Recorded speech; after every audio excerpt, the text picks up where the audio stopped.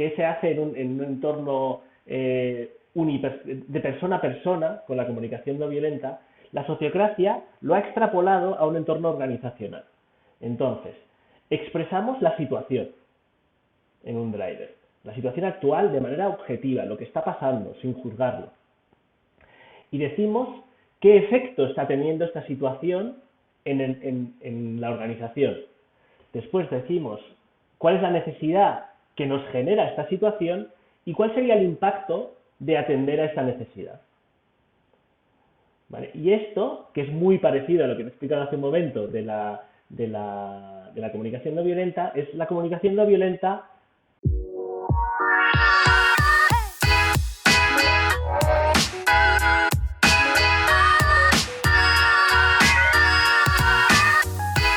Bienvenidos a este episodio número 59 y mi invitado el día de hoy en este conversar es Adrián Perreó. Es originario de España y actualmente vive en Andorra. Es especialista en inteligencia artificial y es profesor universitario. Tiene un gran expertise en el tema de sociocracia, que es una herramienta de autogestión. En este gran episodio, mi interés conversar con Adrián fue que me diera unas clases de sociocracia, lo cual lo admiro y lo respeto, y existe una comunidad a nivel mundial de sociocracia, lo cual recomiendo ampliamente esta herramienta y que la verdad es muy, muy útil. Nuestro conversar fue qué es la sociocracia, cómo se toman las decisiones en sociocracia, objeciones y preferencias, equivalencia y sobre todo las rondas y los drivers. Los dejo con Adrián. Hola Adrián, bienvenido. ¿Cómo estás? Muy bien, gracias. Oye, gracias y de tenerte aquí después del año pasado, de que estuvimos en contacto. Y estoy muy, muy agradecido honestamente por tenerte aquí y es un honor. El honor es mío. Gracias por contactar y por dar la oportunidad de dar al mundo a conocer esta maravillosa herramienta que es la sociocracia. Perfecto, perfecto. Mira, me gustaría hacerte una pregunta que le hago a todos mis invitados para ti, ¿qué es la autogestión? La autogestión, yo entiendo la autogestión como la capacidad que tiene un grupo de personas para decidir cómo hace las cosas y decidir cómo decide hacer las cosas. O sea, engloba esas dos vertientes del trabajo en equipo. Ya, sí. Bien, muchas gracias, Adrián. Y esto para a la audiencia, me gustaría que habláramos de la autogestión versus sociocracia. ¿Qué tiene que ver la sociocracia con la autogestión? Si es que lo hay y que nos definas un poco desde tu punto de vista. ¿Cuál es la diferencia? No es que yo no creo que haya diferencias, sino más bien la autogestión es una habilidad, ¿no? En la autogestión es la habilidad que tiene un grupo de personas de decidir cómo deciden y decidir cómo hacen y qué hacen. Entonces la sociocracia lo que te permite es una serie de herramientas que te ayudan a autogestionarte. Ok, entonces bien claro, ¿no? O sea, la sociocracia te ayudan para autogestionarte. Entonces, como, pues parte de una cuestión integral, ¿no? Pero tiene estas varias herramientas y nos gustaría como que nos expliques en qué consisten estas herramientas, ¿verdad? Mira, la sociocracia, como tantos otros marcos de trabajo que hay, se basa en unos principios. Entonces, los principios, algunos son ya muy conocidos, como es la mejora continua, la eficacia, ¿cuál era la otra? La mejora continua, la eficacia, el empirismo. Estos son cosas que ya estamos más acostumbrados, pero trae dos valores nuevos que no suelen ser tan conocidos, como es el consentimiento y la equivalencia. Entonces, la equivalencia lo que quiere decir es que todos los participantes de una organización tienen la capacidad de formar parte de las decisiones que les afectan. Eso sería la equivalencia. Entonces no hay personas que tienen más poder que otros y cuyos razonamientos sean escuchados más que los de otros. Porque el razonamiento, venga de donde venga, debe ser escuchado, porque todos somos equivalentes. Eso es una cosa que trae la sociocracia, y la otra es el consentimiento. El consentimiento es una manera de tomar decisiones en la cual aceptamos una decisión, consentimos a ella, siempre y cuando no haya razones por las cuales, si tiramos adelante con esa decisión, nos vayamos a hacer daño o no vayamos a conseguir nuestro objetivo. Entonces, así como la mayoría de sistemas de toma de decisión que conocemos, el autoritario, que el jefe manda, la decisión democrática por mayoría o por consenso, estas tres son maneras de decidir basadas en la fuerza de las personas. El autoritario es la fuerza del jefe, en la democracia es la fuerza de la mayoría y en el consenso es la fuerza de la minoría. Cualquiera puede vetar una decisión, mientras que en el consentimiento la fuerza está en el argumento. Si hay una razón por la cual no debemos tirar adelante, pues modificamos colaborativamente la propuesta hasta que no queden objeciones, que se llama. Entonces es una manera de decidir conjuntamente basada en la razón. Por lo tanto, debería ser más normal, porque se supone que somos seres racionales, pero nada más lejos de eso. Nos basamos mucho en el poder y en las emociones. Con lo cual, aprender a tomar decisiones y tomar los argumentos de los demás, no como un ataque, sino como una ofrenda para mejorar la manera en la que trabajamos, cuesta, y es un camino de autoconocimiento, la verdad. Y esta etapa del autoconocimiento, eh, ¿cómo llegamos a hacer las prácticas de expresarlo? Porque es normal y en la manera convencional en el mundo, en España, en México, en Andorra, no es común. O sea, ¿cómo llegas a sensibilizar esa parte? Porque no estamos impuestos, ¿no? O sea, lo tradicional es todo lo contrario, ¿no? Y me queda claro que la diferencia entre el consenso, la votación, eh, son de manera, ahora sí, unos ganan y otros pierden, ¿no? En el consentimiento, lo entiendo yo y así lo interpreto. Yo nunca he tomado nada de sociocracia, he leído bastante. Pues es como la diferencia, o sea, si hay una objeción, te escucho hasta que todos no, estemos con esos consentimientos, ¿verdad? Y ahí damos ok a un proceso. ¿Cuál sería como la desventaja del consentimiento en términos prácticos, Adrián? Es decir, un caso puede llevar días, semanas, o realmente es esta paciencia de estar tranquilos para tomar las mejores decisiones y que todo el mundo usted tiene alguna. Y cuando hablo de desventaja, no de punto de vista negativo, simplemente es desde un ángulo, de una mirada de que es un proceso, ¿no? Bien, yo creo que, como toda tecnología social, requiere de que los participantes tengan unas habilidades y unas capacidades, ¿no? Entonces, para que una dictadura funcione, deberíamos tener un líder, ¿no?, que sabe de todo y que tenga la capacidad de tomar decisiones que a largo plazo sean las buenas. En una democracia requiere que todo el mundo sea capaz de evaluar las diferentes opciones que tienen, entender los pros y los contras de cada una y tomar una decisión razonada de cuál es la decisión que más les conviene a ellos. Mientras que en la sociocracia lo que tenemos que ser capaces es de dejar de lado nuestras preferencias y entender cómo la propuesta, venga de donde venga, nos puede acercar o alejar de un propósito común, compartido, y conjuntamente trabajar hacia él. Es necesario que la gente que participa en una sociocracia sea capaz de dejar de lado sus preferencias. Y eso yo es algo que me acuerdo el día que me hizo clic, porque yo había hecho un par de formaciones de sociocracia como alumno y me habían explicado el proceso de consentimiento, que básicamente es un proceso argumentativo más un proceso de toma de decisiones. Y yo, como en mi doctorado de inteligencia artificial esto lo había estudiado mucho, y dije, va, pues esto lo entiendo. Y lo veía clarísimo, ¿no? Hasta que un día, en un curso más avanzado de profundizamiento en sociocracia, estaba formando parte de una simulación para tomar una decisión por consentimiento, y salió la propuesta y dije, yo tengo una objeción.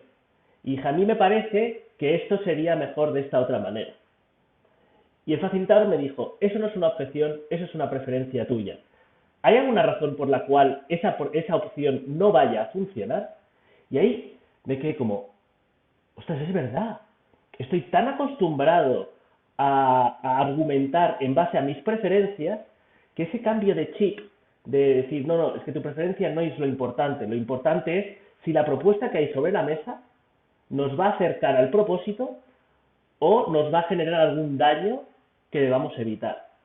Y ese cambio de chip, hasta que no te ves en la situación, es difícil, de una manera teórica, darse cuenta. Oye, y en esta parte, ¿qué sentiste cuando tú viste esta práctica que estabas y te diste cuenta?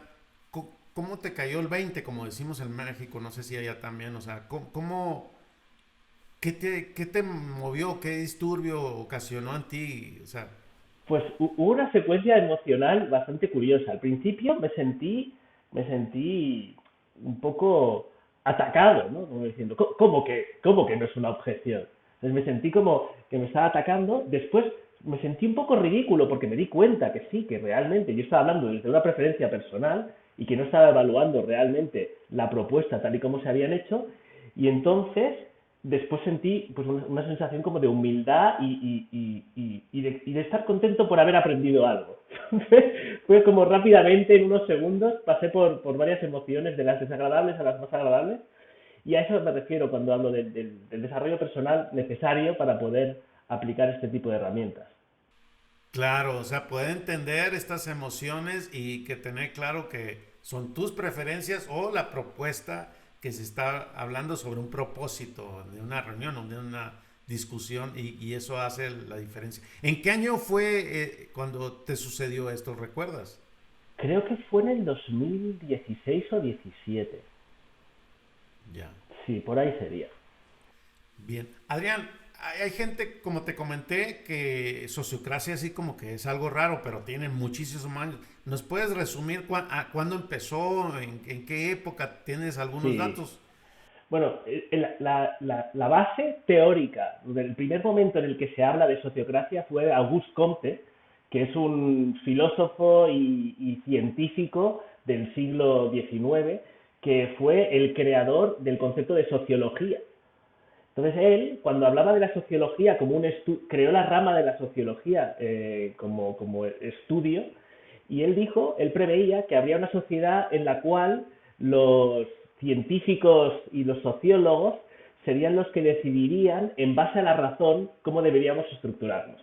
Bueno, esa fue la primera vez en la cual salió el término sociocracia como una palabra. Más adelante, Lester Frank Ward, que era un estudioso de la democracia, estuvo añadiendo, jugó con el concepto de sociocracia como una organización entre pares, entre socios, entre que todos somos iguales, y aquí la equivalencia. Y fue más adelante, a principios del siglo pasado, cuando una pareja de cuáqueros, que es una escisión, ¿no?, del cristianismo, que sobre todo imperante en Holanda y en algunas partes de Inglaterra, que montaron un colegio muy avanzado a su tiempo, es lo que hoy se llamaría una enseñanza libre. Y en el colegio organizaban al colegio por círculos para tomar decisiones, y, y tomaban decisiones tanto los profesores como los padres como los alumnos de manera equivalente entre ellos, y utilizando técnicas de las reuniones que utilizan los cuáqueros como comunidad para decidir. Uno de los alumnos de este colegio era Gerald Edinburgh, que era el hijo de una familia cuáquera que tenían una empresa de electrónica. Entonces, cuando él ya se hizo mayor, los padres le dieron las riendas de la compañía, y él empezó a trabajar en la compañía como director general y claro, eso lleva mucho estrés, ¿no? Que te voy a contar a ti, Pancho. Entonces, él llegó un momento que dijo, yo creo que la manera en que se organizaba el colegio en el que iba se podría adaptar a cómo funcionaría esta empresa.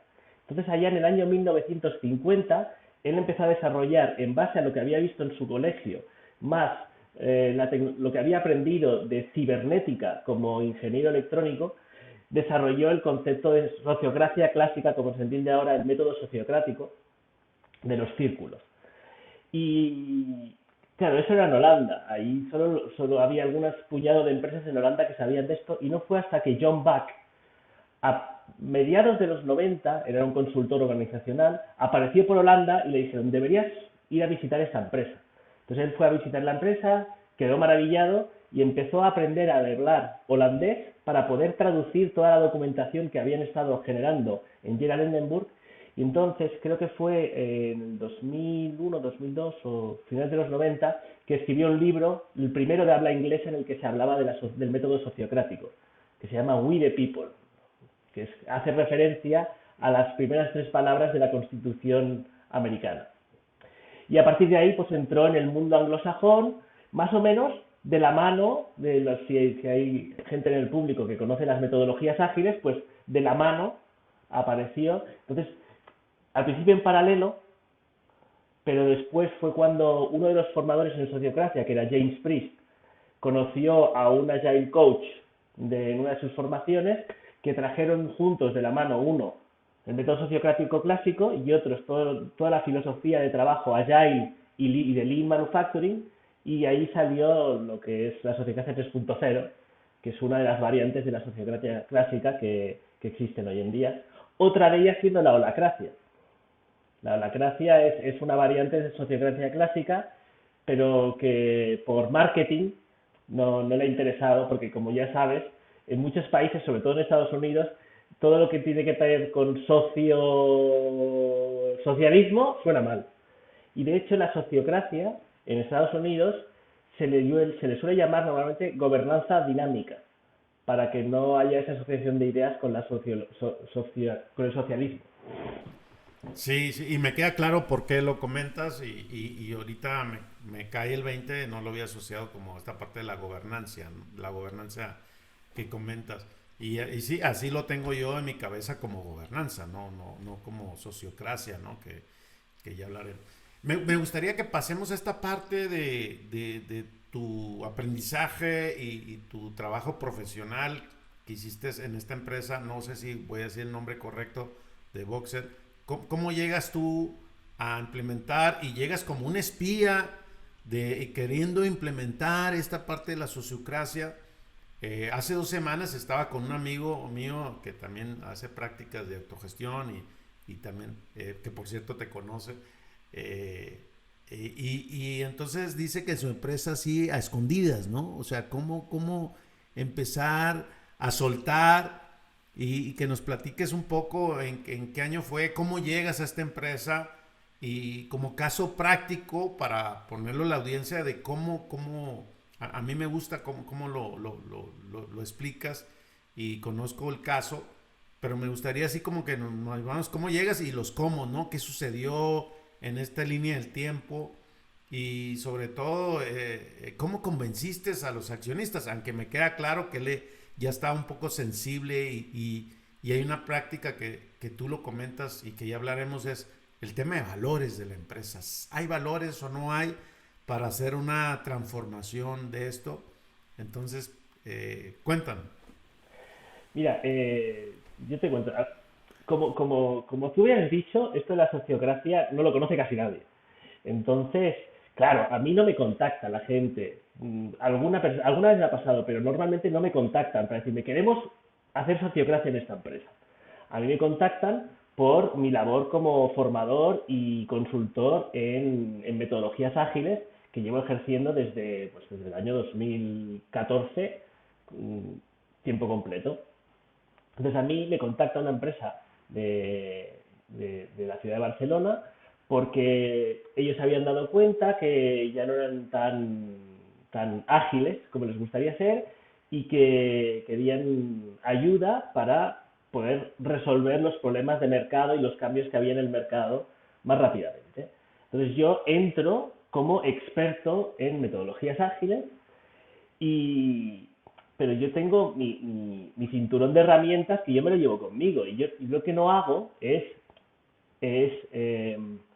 utilizar palabras que ellos no van a entender porque es fácil que se pongan a la defensiva. Entonces yo voy a resolver problemas al final. Entonces yo lo que pregunto es, ¿cuáles son vuestros problemas? Y me dijeron cuáles eran los problemas y dijimos, bueno, pues si queréis hacer una transformación ágil, ¿no?, que estaba muy de moda en aquel momento, dicen que lo suyo sería que hiciéramos un equipo de transformación con gente que representara diferentes áreas de la compañía y diferentes niveles de la jerarquía, ¿no?, que hiciera como un microcosmos de lo que era la compañía, y a partir de ahí que empezáramos a tomar decisiones sobre cómo mejorar la empresa. Entonces, esto básicamente lo que hice fue crear el primer círculo de delegados en la compañía, y yo, sin decirles nada, ese círculo les dije, bueno, os voy a explicar cómo vamos a organizarnos. Necesito una pequeña formación sobre cómo se tomaban las decisiones por consentimiento, cuál era el proceso de tomar decisiones, y empecé a facilitar y a hacer de secretario yo de ese círculo.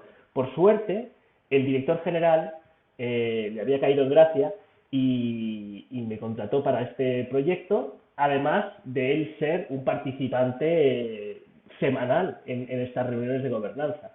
Entonces, yo aquí pues fui introduciendo, a medida que yo vi que eran útiles, diferentes herramientas de la sociocracia, como las decisiones por consentimiento, la variación de objeciones, la creación de propuestas, creación de círculos, y yo, sin decirles que estábamos haciendo sociocracia, pues voy aplicando o voy utilizando herramientas que yo sé que son útiles. Y como ellos ven que son útiles, pues no les importa practicarlas, porque no saben que están haciendo sociocracia. Y como bien dices, la cultura es algo muy importante de cara a que estas herramientas funcionen. Si tú estás en un entorno muy jerarquizado, donde manda el que tiene el nivel jerárquico más alto, hablar por rondas y tomar decisiones por consentimiento no tiene sentido, porque esa persona nunca va a creer que los demás en la reunión son equivalentes a él. Con lo cual, las objeciones de los demás no valen contra sus argumentos. Entonces ya la cultura tiene que estar ya preparada. Y Voxel llevaba tiempo haciendo una transformación cultural y habían empezado por definir valores de manera colaborativa. Entonces ya había mucho, el sustrato cultural estaba ahí, ¿no?, listo para plantar la semilla, que yo no les dije que era la semilla, les dije, esta semilla os vendrá bien. Y creció una plantita que a ellos les gustaba y la empezaron a utilizar. Y me acuerdo del día que, conociendo al dueño de la compañía, Xavi Ginesta, estábamos hablando, una conversación de pasillo, y dice, Xavi, ostras, pues el otro día estaba en una reunión de capitalismo consciente, hablando con Alex Ríos, que también conoces, y él me ha dicho que debería intentar esto de la holacracia, que a ellos les ha ido muy bien. Y dije, bueno, interesante, porque la holacracia es una variante de la sociocracia, y la sociocracia es la que hemos estado utilizando en el proyecto de transformación este. Y se le abrieron los ojos. Dijo, sí, interesante, pues ya cuentan. Fue muy diferente. Mi aproximación es, yo vengo con herramientas, las utilizamos, son útiles, y después, si os interesa, os explico cómo aplicarlas más. Si yo hubiera venido, no, vamos a hacer sociocracia, pues ya eso, mira, ¿qué es esto? Yo no te he pedido esto, ¿qué me estás contando? Y entonces ya puede generar un rechazo que yo intento evitar, pues no utilizando palabras que no entiendan y simplemente resolviendo problemas, y después cuando se interesan, entonces los formo más. Claro, y fíjate que es común, a mí me pasa lo mismo y con mis amigos, ¿qué es autogestión? ¿Por qué tienes un podcast de autogestión? ¿Qué haces? ¿Estás loco? ¿Te volviste loco? O sea, como, no, es que el principio es que todos los días somos personas autogestionadas, pero esa palabra sociocracia o cosas, holocracia o lo que tienen que ver, ahuyentan a las personas y dicen, no, yo de eso no me hables, no quiero saber, y genera un conflicto social inclusive bastante fuerte. Y me gustaría que veamos esta parte de las rondas y el consentimiento en un caso práctico. ¿Cómo es? O sea, primero es el consentimiento, primero la ronda. ¿Cómo es en una propuesta que nos expliques como cómo es que sucede y cómo sucedió en el caso de boxer, ¿no? Algunos Las rondas, ejemplos. las rondas es un concepto muy básico para ayudar a trabajar la equivalencia en un grupo. Nosotros, los latinos, estamos muy acostumbrados a hablar y pisarnos, interrumpirnos y como que todo muy, muy animado, ¿no? Y eso hace que normalmente las personas que más hablan en una reunión, las que más se les escucha, son los más extrovertidos, los que tienen menos miedo a interrumpir a otros y los que tienen más poder, típicamente ejercen su poder interrumpiendo a los demás.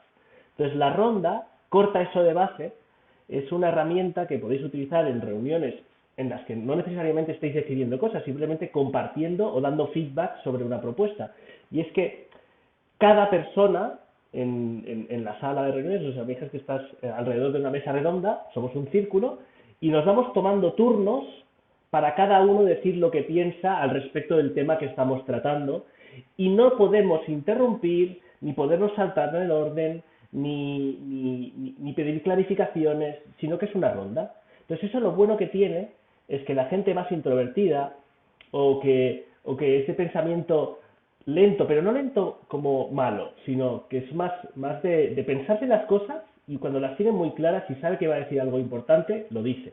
Entonces les damos a esas personas el tiempo y la oportunidad de que hablen sin tener miedo a que otros les vayan a interrumpir.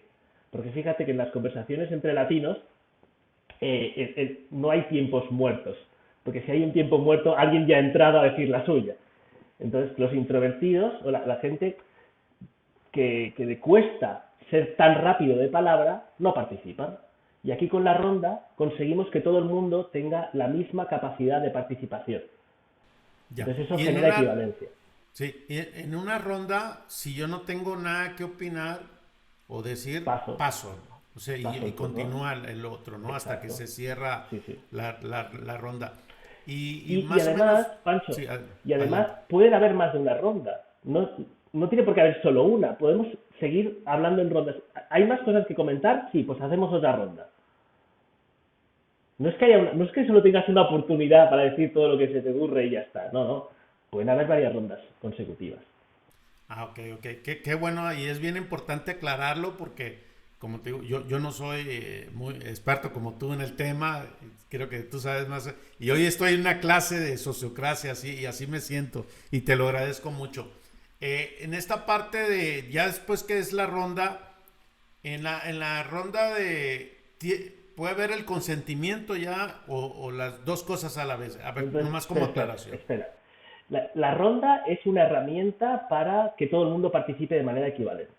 Entonces, la decisión por consentimiento es un tipo Toma de decisión. Es toma una es, toma de decisión. es una toma de decisión por consentimiento, es, es un tipo de decisión razonada, que se dice. Entonces, la base de una decisión razonada es la siguiente. Alguien comparte una idea, ¿no? Entonces, lo primero que tenemos que hacer es asegurarnos de que la hemos entendido. Entonces, primero vamos a preguntar para ver y asegurar de que todo el mundo entiende lo que se está proponiendo. Una vez lo hemos entendido, hacemos una ronda para dar nuestro feedback de manera abierta, con preferencias personales incluidas, lo que tú quieras. Y después de haber dado el feedback sobre lo que se ha propuesto, entonces pasamos a evaluarlo, a decir si es suficientemente bueno y suficientemente seguro como para avanzar. Y una vez lo hemos evaluado, si llegamos a la decisión, pues celebramos.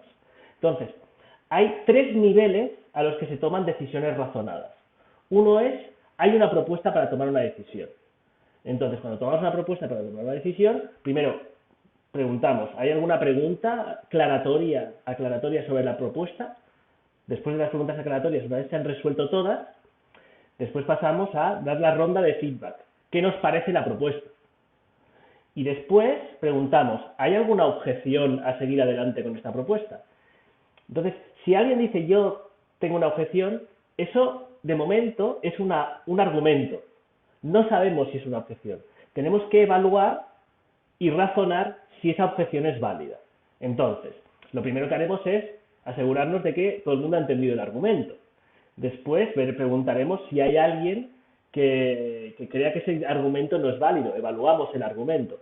y si hay una persona que piensa que el argumento no es válido, pues entonces habrá un momento de argumentación para ver si el argumento, qué parte, o sea, si el argumento es válido o no, o qué parte del argumento es válido, porque a veces no es que el argumento sea 100% válido o 100% inválido, sino que hay una parte de verdad y otra parte que no es verdad, y lo que estamos intentando conjuntamente es desgranar lo que es válido de ese argumento. Entonces, una vez tenemos un argumento validado, tenemos una objeción, lo que tenemos que hacer es integrar esa objeción en la propuesta. Y para eso preguntamos a alguien a ver si tiene alguna enmienda que resuelva esa objeción y hacemos el mismo proceso. Preguntamos, ¿todo el mundo entiende la enmienda? ¿Qué os parece la enmienda? ¿Hay una objeción a esta enmienda? Y si no quedan objeciones, si hay objeciones, vamos enmendando la enmienda hasta que no quedan objeciones, y cuando ya no quedan objeciones se integra la enmienda a la propuesta y volvemos a empezar. Teniendo en cuenta la propuesta enmendada, ¿hay alguna otra objeción a la propuesta tal y como es? Y así vamos trabajando poquito a poco, mejorando de manera colaborativa las propuestas hasta que son suficientemente buenas y suficientemente seguras. Y ahí está el consentimiento. Entonces, en la parte de la ronda, ahí puedes expresar inclusive tus preferencias, tus argumentos. Ahí expresas A ver, todo. no, espera. O tampoco, nomás para que me lo aclares. En las dudas aclaratorias no se expresan preferencias. Aquí yo me acuerdo otro de estos momentos en una formación en la que algo me hizo clic, fue cuando alguien se ha preguntado, oye, ¿y no sería mejor hacer esto así? En la parte de dudas aclaratorias. Y el formador me dijo, eso no es una pregunta aclaratoria. Tú estás intentando, a través de una pregunta, decir lo que tú prefieres. Claro. Entonces, no, las preguntas aclaratorias son preguntas para entender lo que se está proponiendo. No para ver si hay alguna cosa mejor o peor, no para ver el por qué has preguntido esto, no, es entender y la comprender. Propuesta. Ya. Exacto. Después hacemos la ronda de feedback, y aquí ya sí, todo libre. Preferencias personales, manteniendo el respeto, evidentemente, por los compañeros, pero expresas libremente lo que creas de la propuesta.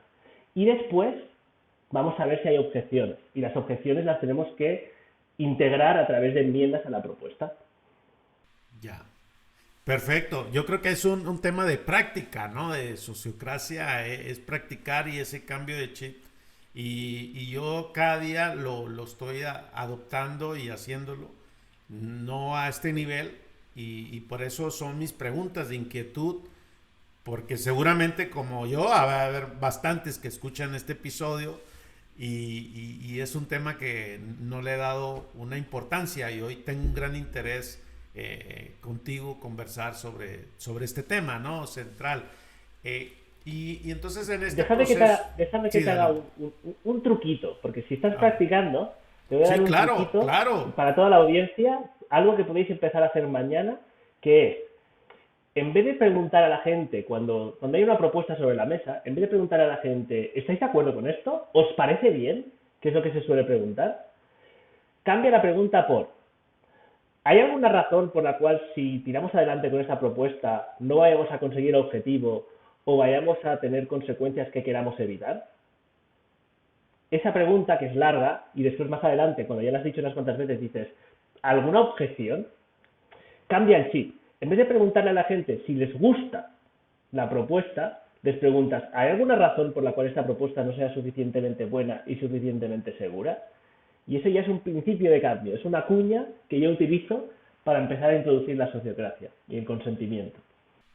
Bien, no, eres buenísimo, eres mejor que yo y eso me queda claro y lo voy a practicar.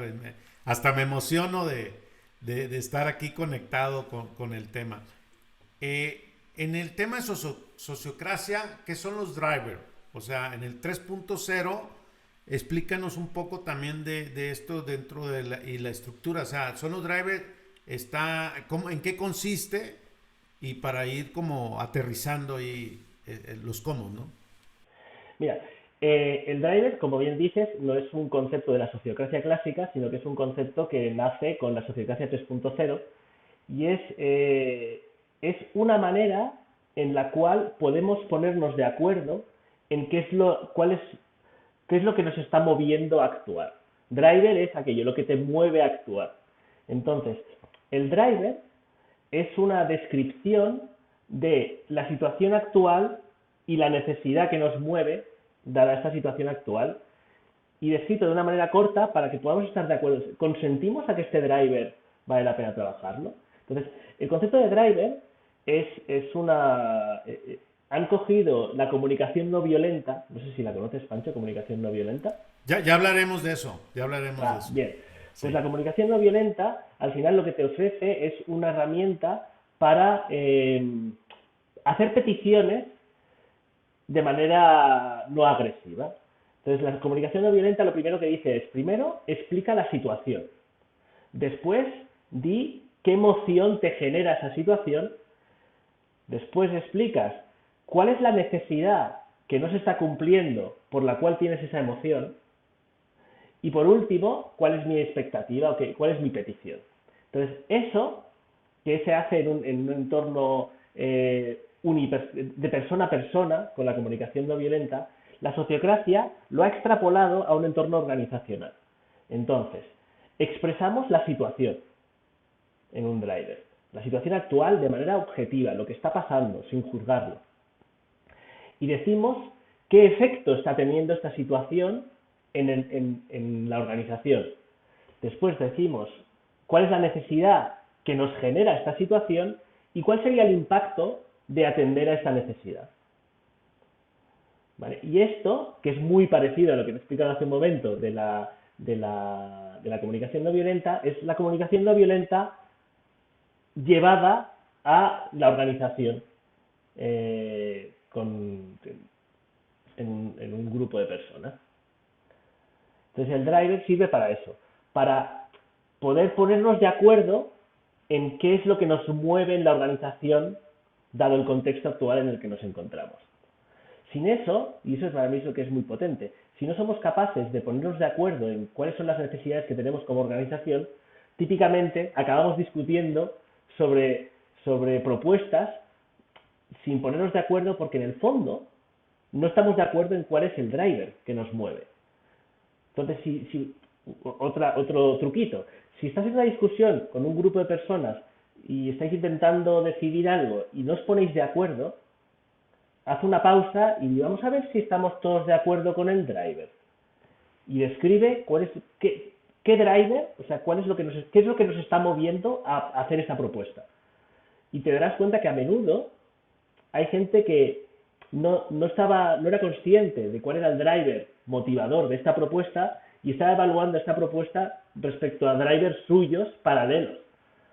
O incluso nos demos cuenta de que ese driver no todos estamos de acuerdo en que es importante trabajarlo ahora.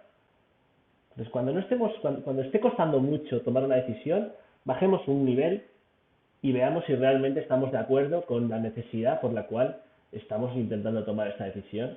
Y el driver es una manera muy concisa de definir esa necesidad. Y ahorita que comentas bajarle un nivel, es como, a ver, vamos a hacer una pausa, ¿no? Para ver cómo estamos, dar como un paso hacia atrás, así lo interpreto yo, y mirar el panorama. Hay una parte que yo lo interpreto así y me corrige si estoy en lo correcto, en mi interpretación desde mi mirada. Cuando hablas del driver es también lo que me mueve, lo que me dicen las tripas, como decimos acá en México. No sé si es una palabra común y en algunos otros países que nos escuchan en diferentes partes de Iberoamérica. Es como que lo mueve, ¿no? O sea, ¿qué te dice aquí adentro en el corazón, ¿no? Yo lo hago bastante, como que ¿qué nos mueve? Porque esa parte que nos mueve es el drive, ¿no? O sea, cómo es, y no es común, también es como una cosa de rap, pero al final es el mismo principio, ¿es correcto? Sí, correcto, sí, sí. De hecho, esto en sociocracia se le llama la tensión. Entonces, una tensión es algo que el cuerpo siente porque nos damos cuenta de que lo que estamos observando, que es la situación actual, es diferente de lo que creemos que debería estar pasando. Y esa diferencia nos genera una tensión. Y hay gente que lo notará en la tripa, hay gente que lo notará en el pecho, hay gente que lo notará en los puños y hay gente que lo notará racionalmente o en el cuello. Y al final, nosotros, cada uno de nosotros, somos sensores de la organización que estamos continuamente detectando tensiones y tenemos que ser hábiles en describirlas como drivers y hacer el proceso entero de toma de decisión. ¿El proceso entero cuál es? Alguien nota la tensión, lo describe como un driver y ve a ver si los demás consentimos a trabajar este driver. Una vez consentimos a trabajar este driver, vamos a crear una propuesta para resolver este driver. Una vez tenemos la propuesta, vamos a ver si consentimos a este driver. Y una vez hemos consentido, ejecutamos la decisión y evaluamos qué tal nos ha ido. Y aquí cerramos el ciclo del empirismo, que no solo es tomar decisiones y actuar, sino que también es evaluar qué tal ha ido eso que hemos hecho en comparativa con lo que queríamos conseguir al principio. Claro, validar esta parte, ¿no? Claro, porque muchas veces hacemos trampas al solitario, ¿no?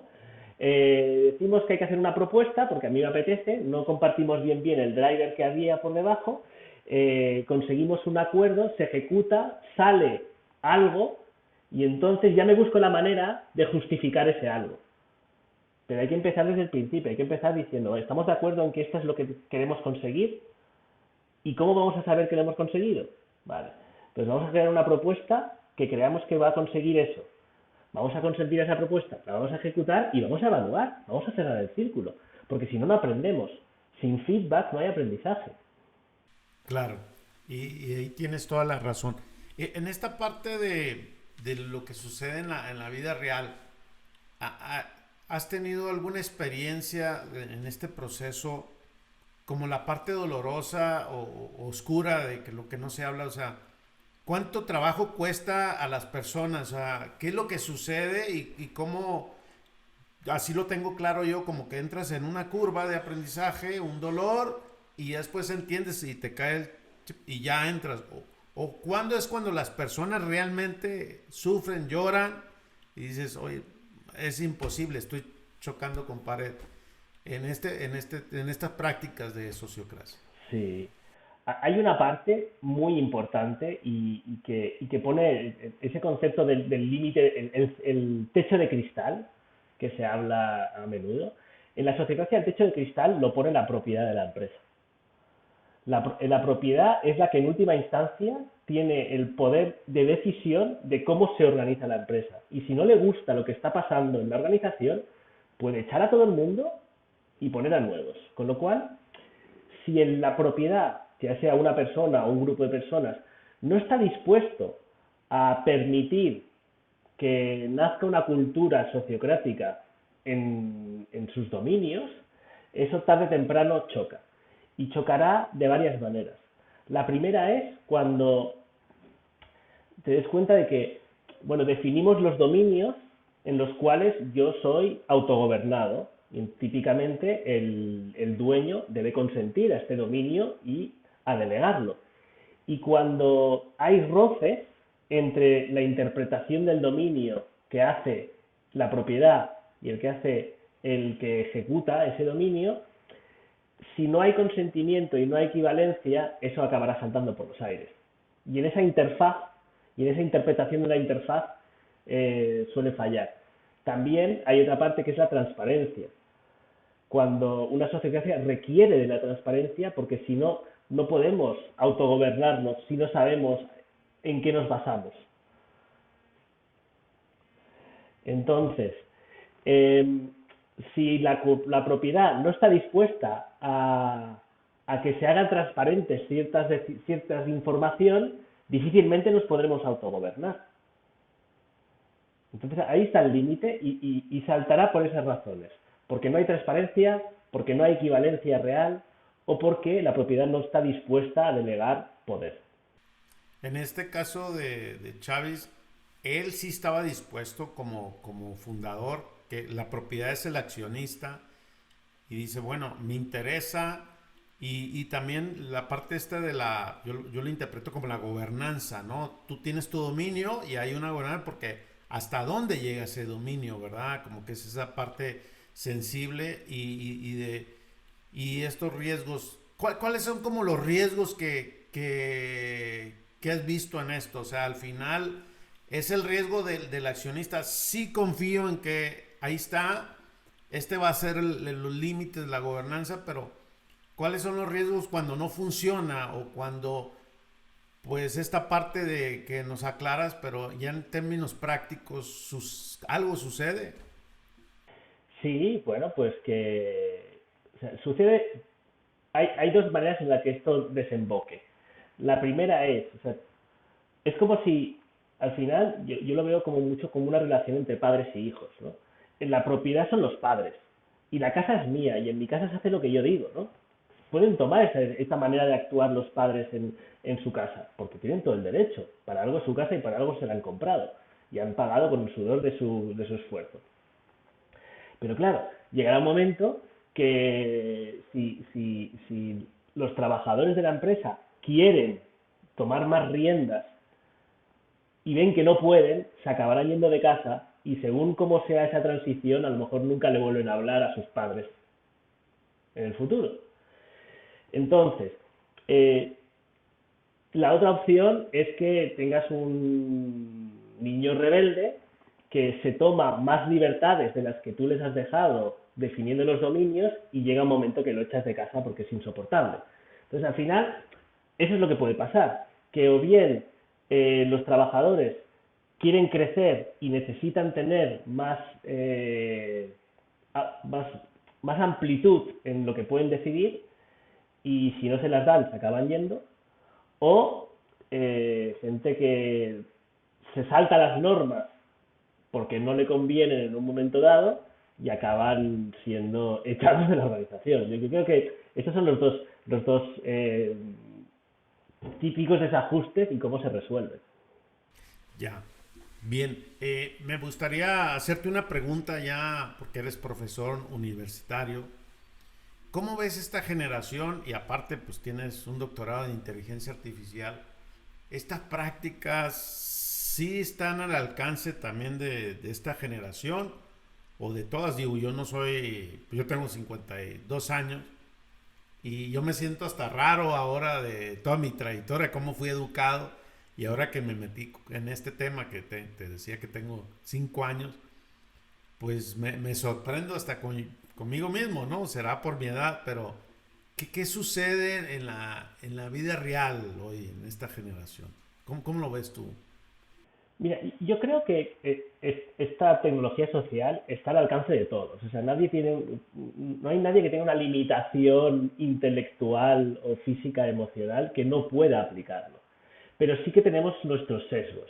Entonces, por ejemplo, cuando doy clases a gente más veterana, ¿no? Como yo. Eh, exacto. Los veteranos suele pasar que están tan acostumbrados a funcionar de una manera jerarquizada donde el ordeno y mando impera, que, que o bien hay una parte de cinismo de sí, claro, esto aquí no va a funcionar, pero hay un trasfondo de añoranza de decir, ostras, yo podría haber hecho más si me hubieran dejado, ¿no? Entonces, si conecto con esa motivación intrínseca de la gente de ser mejores profesionales y de conseguir propósitos, si no se han perdido todavía en el cinismo, yo creo que cualquier persona, no importa lo veterana que sea, puede beneficiarse de este tipo de prácticas. Respecto a los jóvenes, es curioso porque yo creo que los jóvenes de hoy en día han nacido en un entorno con tantas posibilidades, se tienen tantas posibilidades, que no aguantan nada de frustración. Entonces, a la mínima que no consiguen lo que quieren, se van, se van. Y se irán a otra empresa y se irán a otro sitio, les da igual. O sea, no, los más veteranos que tenemos ciertos miedos de quedarnos sin trabajo, los jóvenes no lo tienen. Entonces a las empresas no les va a quedar otra que generar entornos de trabajo más autogobernados para atraer talento, porque si no, no se quedarán. Pero por otro lado, la autogobernanza requiere de mucha disciplina. Y aquí es donde a los jóvenes les cuesta más, ¿no? Seguir una disciplina y seguir unos procesos que pueden parecer rígidos, pero que nos van acercando hacia donde queremos ir, eso es lo que más les cuesta, la disciplina. Ellos, o sea, los jóvenes, como yo también he sido adolescente, los jóvenes lo queremos todo sin pagar nada a cambio. Y en la generación joven también pasa un poco eso. Y bueno, tarde o temprano aprenderán. Yo espero que aprendan ellos antes la disciplina, que los veteranos se cansen de darles espacio para la autogobernanza. Vamos a ver hay un balance y un equilibrio. Sí, claro. Adrián, hablamos hace unos momentos y quisiera regresar como esta parte de cuando te comentó Chávez de la holocracia, ¿no? Y la sociocracia, y tú le comentaste que era una derivante, ¿no? ¿Cuál es la diferencia desde tu punto de vista y cómo nace? Porque también la holocracia es como un tema, pues, que es un modelo, que es rígido, eso es lo que se sabe, pero también como que causa confusión, ¿verdad? Y hay muchas personas que he tenido la oportunidad de conversar y que están convencidas de esta forma, pero ¿cuáles serían las diferencias de tu punto de vista? Realmente las diferencias son muy pequeñas en cuanto a procesos, pero hay un sustrato cultural que cambia bastante. Y la diferencia principal es que en la holacracia han dejado un poco de lado la equivalencia en favor de la eficacia. O sea, con tal de ser más eficaces, no son tan equivalentes.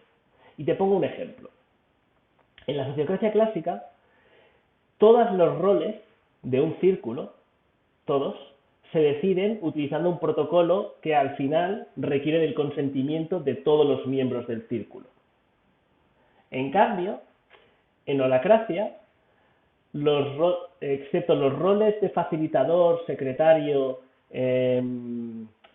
coordinador, que es el líder, y el representante, todos los otros roles operativos que podamos definir internamente, es el líder del círculo el que los puede escoger a dedo. Con esto lo que consigues es que se vaya más rápido, se sea más eficaz y demás, pero a costa de la equivalencia y de darle mucho más poder al coordinador o al líder del círculo que en la sociocracia clásica. En la sociocracia clásica, todas las decisiones de roles, quién las va a hacer, todas las decisiones de gobernanza se toman por consentimiento. Todo. Porque acá, de cierta manera, de democracia hay como una imposición, ¿no? De yo decido y esto va a ser, y eso como que eso hace la diferencia, ¿no? La sociocracia que acá es todo, vamos a estar de acuerdo y nos vamos a distribuir los roles, las responsabilidades y bueno, es más participativo e incluyente, ¿verdad? Eh, bien, perfecto. Adrián, en esta parte de en la que te encuentras, ¿qué piensas para México? ¿Cómo ves tú a México en este tema? ¿Has hecho algún trabajo de sociocracia? ¿Qué sabes entre México y España y Andorra? O sea, ¿esto va a avanzar o no va a avanzar o va a seguir como oculto? Yo lo veo como que el algoritmo digital no aparece la sociocracia. Mira, yo formo parte de varias organizaciones que promueven la sociocracia. Una de ellas es Sociocracia Práctica, que es la vertiente latinoparlante de Sociocracy for All, Sociocracia para Todos. Y en esta comunidad hay varias personas de México o que viven en México, con lo cual yo creo que en México hay un terreno fértil para esto. Es verdad que está todo muy incipiente, pero hay un terreno fértil y hay muchas organizaciones sin ánimo de lucro que utilizan la sociocracia en México. Y entonces, para mí, lo difícil, ¿no?, es pasar de ese mundo de organización sin ánimo de lucro y donde de voluntariado, ¿no?, donde allí, claro, si yo soy voluntario, o yo tengo equivalencia o dejo de ser voluntario. Pasar de ahí a organizaciones con ánimo de lucro, con el, con el, con el paternalismo y el caciquismo típico de las empresas latinas en general, pero creo que en países del tamaño como es México todavía más. Entonces, para mí el reto es ese, pero que en México hay hay ya esas semillas ya están plantadas. Y yo conozco varias personas y varias organizaciones de orden social que practican sociocracia. Claro, acá tenemos a Reimagina 2030, a Alan Ross, a Miquel también, que también es paisano tuyo, y son los que ahorita se me viene a la mente en esta organización, que yo también ahí participo también con ellos. Adrián, quiero ser respetuoso con tu tiempo, y ¿cómo te gustaría cerrar este episodio para mandar un mensaje a las personas sobre el tema de sociocracia? ¿Cómo conectar o cómo darle esa oportunidad? Es, yo creo que estamos viviendo una época fascinante. Fascinante que desde el punto de vista histórico, yo creo que es un momento clave para que nazcan nuevos modelos organizativos. Porque el modelo existente está tocando techo, o sea, ya no da más de sí. Entonces tenemos que encontrar maneras nuevas de organizarnos y de aprovechar toda la inteligencia colectiva para resolver problemas muy complejos con los que nos encontramos. Entonces, yo no sé si será la sociocracia, la holacracia, la sociocracia 3.0 o cuál será. Yo estoy abierto a todas esas herramientas que puedan venir, pero que está claro que la manera de decidir en base al ordeno y mando, al pensar que hay gente que vale más que otros y deben ser escuchados por encima de los demás, esto tiene los días contados. Entonces, para no quedarnos atascados en la historia, tenemos que aprender a organizarnos de maneras nuevas y de autoorganizarnos, porque si no, la jerarquía de ordeno y mando seguirá siendo lo mejor que sabemos hacer. No es como aquella frase creo que era Winston Churchill: la democracia es un horror, pero es el mejor de los horrores que tenemos. He parafraseado bastante. Gracias, Adrián. ¿Dónde te pueden encontrar en las redes sociales? ¿Dónde estás activo? Pues principalmente en LinkedIn. En LinkedIn es donde estoy más. A veces hago un tweet, pero no soy muy fan de las redes sociales. Prefiero trabajar en el mundo con las personas que hablar sobre ello en redes sociales. Bien, Adrián, te agradezco mucho. Encantado de conversar. La verdad es que me diste unas clases hoy muy bien, así que me voy a poner a practicar seguramente todas estas herramientas. Muy agradecido. Me alegro, Pancho, yo también me lo he pasado muy bien y encantado de poder compartir y de que me hayas cedido tu plataforma para dar a conocer estas herramientas a más gente. Bien, pues venga, gracias. Chao, Pancho. Bye.